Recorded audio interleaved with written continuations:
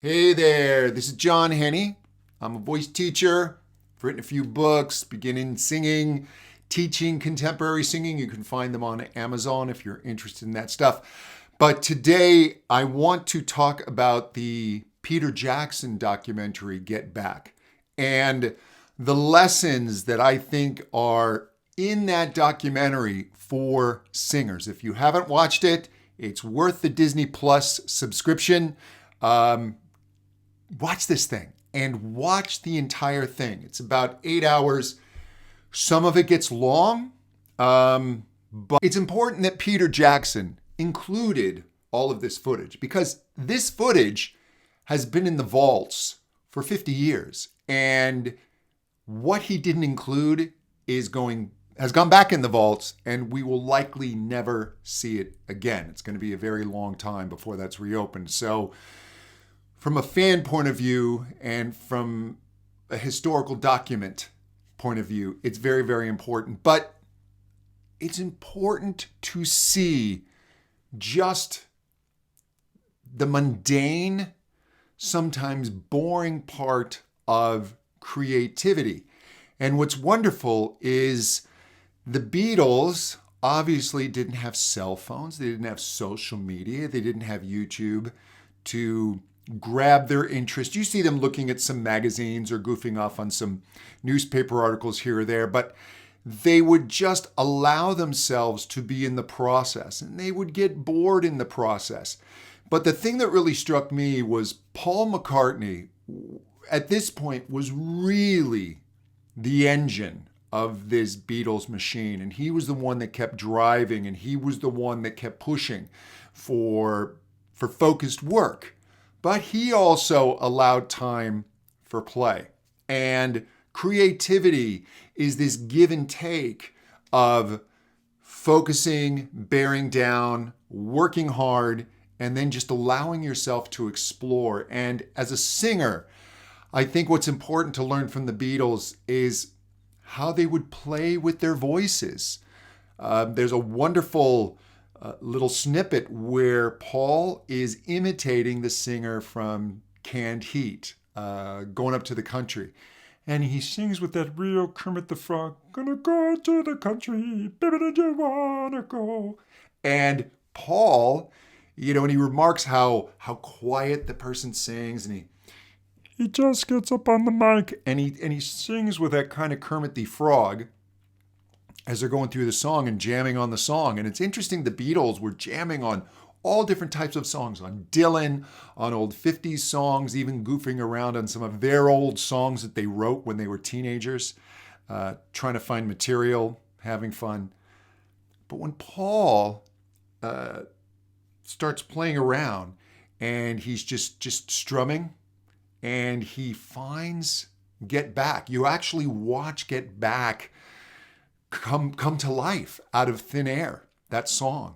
But when he does the song, he keeps the Georgia was a man who thought he was a loner. I'm exaggerating, but he keeps just a little bit of the Georgia was a man who thought. Keeps it very closed. He keeps it a little dark. It's not Paul's typical voice, which I think is really cool. Paul allows his voice to go to different places. And then just the juxtaposition between John and Paul. Paul's a little more engaged in the project. John's kind of in and out. But when John sings, it takes a little more out of John. Like when John screams, when John goes for something, and this is what people love about John, but it's a little more primal. And John even talks about his voice getting tired. But Paul, when Paul screams, it's like nothing. Paul is almost like a mockingbird. Paul is just constantly working his voice in different ways, making different sounds, different colors. And what I love about what Paul does is he doesn't really edit himself. He doesn't take himself seriously in the moment. He knows when he can play. He knows when he has to get focused and get to work. And I think it's great for singers to see that and to just see how they work out the vocals, how they let the vocals be sloppy. They're not nitpicking. There's even a point where Paul is just saying, let's just keep things simple. Let's just work out the song. Let's not try and elaborate too much. Let's figure this out before we start really nailing down parts and just fleshing out the song, feeling how it's going, getting the vibe, finding the vocal vibe. The way that John and Paul lock eyes when they're singing, they really focus on each other. They've always blended together so well. And then you see a bit of malaise come in. They're working the songs. They're starting to feel uninspired. And a young Billy Preston comes in, who's just an immense talent. Had a couple of hits in the 70s. Will It Go Round in Circles? And just a great musician, great piano player. And when Billy sits down and plays with them, and it's amazing how casually this whole thing happens. He becomes, in a sense, the fifth Beatle on this album. And the way Billy just lays back and listens and really plays appropriately. But you just see all of a sudden they get a spark from Billy's playing. And they come back to life. And the inspiration, even though they're just playing the same song again, the inspiration he gives them is just fantastic. And the other thing that just hit me profoundly, I was actually near tears watching this, was Paul sitting at the piano. And everyone else is over having a conversation. They're ignoring it, except Ringo.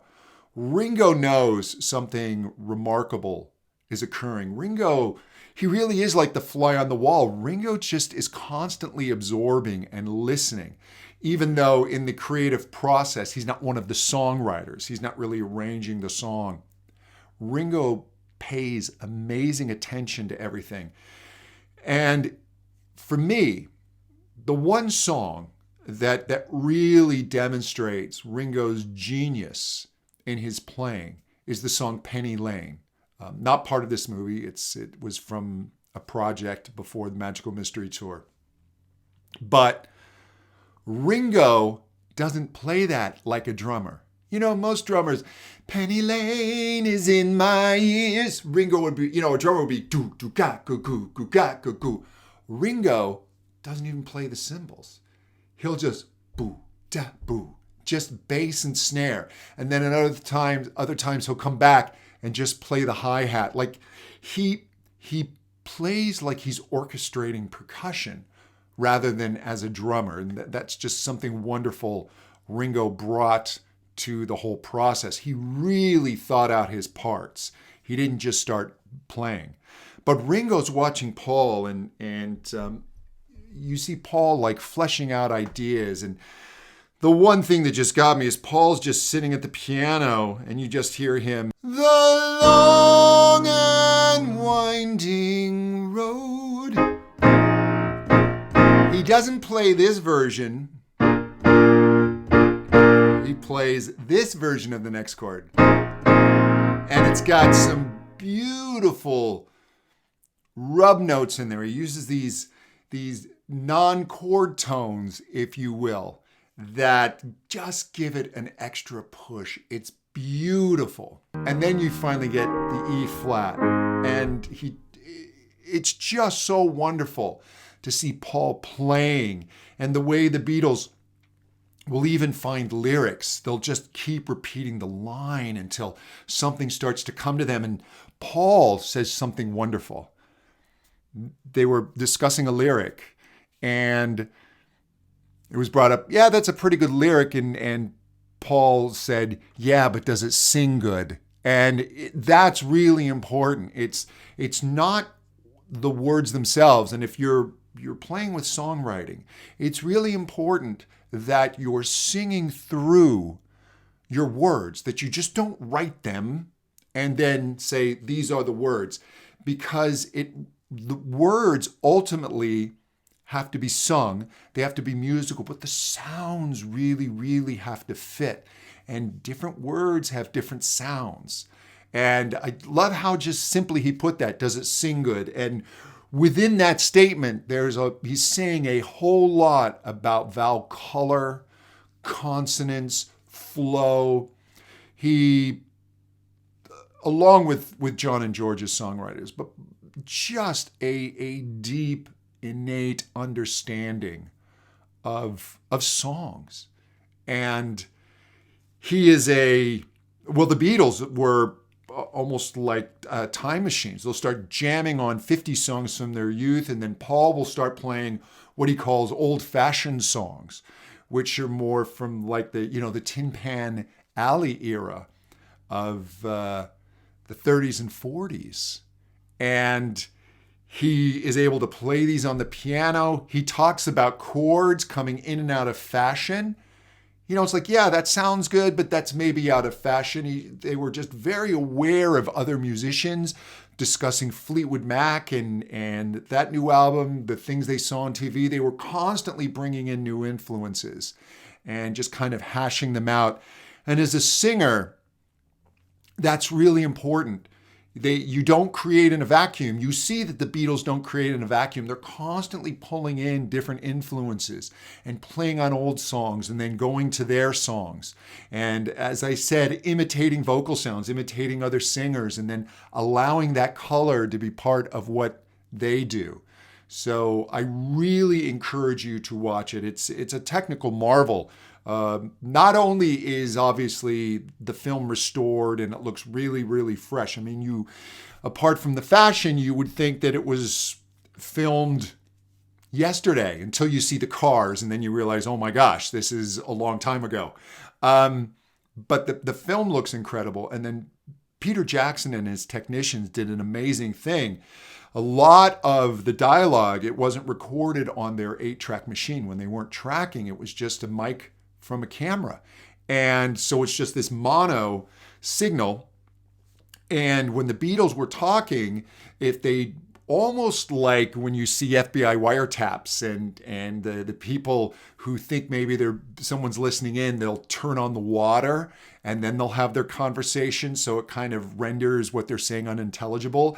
The Beatles did a version of that. If they didn't want the filmmakers eavesdropping when they're having a conversation, John or George would just start banging on the guitar, making a bit of noise so that you couldn't hear what they were saying. And Peter Jackson had people develop, there was some stuff in the market, I guess, but it wasn't good enough. They developed their own artificial intelligence where they could train the computer to learn what in that signal was Paul's voice and extract Paul or extract John. And even though Ringo may be banging the drums in the background, you hear Paul, only Paul. And then they were able to remix that dialogue so that we can hear it. It's just a miraculous film. And Peter Jackson spent 4 years on this, and he's just an incredible perfectionist. He's an incredible visionary. And I'm just so thankful he turned his energies to the Beatles. And you can just see what it's like to be in a creative unit. People don't work in bands the same way that they used to when their collaboration is really important. Even with your own singing. People will make comments here on YouTube that good singers don't need vocal teachers or vocal coaches. And you shouldn't look at voice lessons as some authority behind the piano dictating what you need to do. Lessons shouldn't be like that. It should be collaborative. It should be fun. The teacher should be open to what it is that you want to do and work with you to help you find that. And collaboration in art is really, really important. And, voice teachers who are going to work the technique, vocal coaches who work style, producers, other songwriters, other musicians, I really encourage you to work with others. The technologies exist that we can work by ourselves, but I don't encourage that. Find other people to collaborate with. They will inspire you. They will push you. They will frustrate you. They will bore you. They will do all of these things that you see happen with the Beatles. But in the end, great art can come of this. And for me, there are moments, and certainly George's All Things Must Pass, and there are certainly, Lennon songs and McCartney songs that I love from their solo era, but nothing for me equals what they did as a group, even with their frustrations. And you can see it, and you can see the first. George, you feel bad for because he's the third best songwriter in the world. Unfortunately, number 1 and 2 are in the band with him. But John and Paul, just the interaction and the push and pull, it's just so remarkable. So watch it. Don't skip any of it. Don't fast forward it. Just stay with the whole thing. And it's really inspirational. I obviously can't play any clips because it would get shut down the moment I press the upload button. So I'll just say, go watch it. It's totally worth it. Hey, if you want to know more about me, please visit my website. And if you want to know more about this voice stuff, check out my podcast, The Intelligent Vocalist. You can find it on my website, johnhenny.com. You can subscribe on all the different Apple and Stitcher, etc. And I go more into this voice stuff and how the voice works. And yeah, it's a lot of fun, and we'll talk soon.